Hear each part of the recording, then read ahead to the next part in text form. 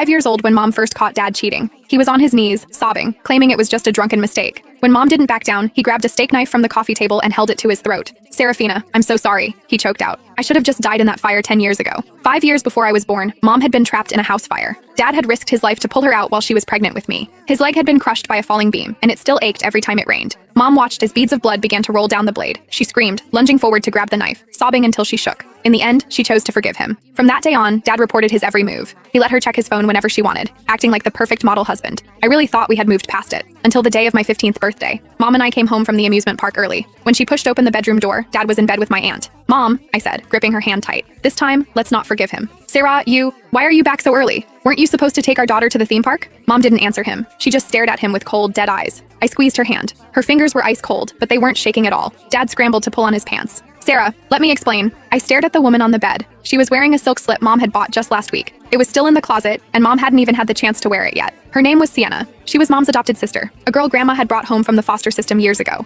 Mom used to tell me how Sienna followed her around like a little shadow when they were kids. Mom did her hair, tutored her, and even gave up her own college fund to make sure Sienna could graduate. And yet, she had betrayed Mom twice now. "Sarah, Sienna looked up with red-rimmed eyes, but I could see the faint glimmer of triumph hidden in them. "Don't you dare call her your sister," I yelled, stepping toward her. "You said you loved my mom more than anyone. You said you'd never do it again. How could you be so cruel? Twice, and on my birthday of all days." "Joy." Sienna bit her lip, tears streaming down her face. "I just came over to drop off a gift. We had a little to drink, and then, you're a liar." I was so angry I could barely breathe. "You give gifts in people's beds? Do I look like I'm 3 years old?" "Joy!" Dad suddenly roared at me. "Watch how you talk to your aunt. She's not my aunt." I turned on him, glaring. "And you're not my dad. You're a liar. You promised you'd never hurt Mom again." I couldn't help it. The tears finally spilled over. "Do you have any idea how hard Mom worked to get these tickets? You said you had to work late. Instead, you were here with her." I pointed at Sienna. The word disgusting caught in my throat. Dad's face turned a sickly shade of gray. His lips moved, but no words came out. Sienna crawled off the bed, trying to grab my arm. "Joy, sweetie, just calm down." I shoved her away with all my might. She went down easily, letting out a sharp cry of pain. The look in Dad's eyes changed instantly from guilt to rage. "You dare put your hands on her?" I didn't even push her that. Before I could finish, a heavy palm slammed across my face. I clutched my cheek, my head spinning. I was completely stunned.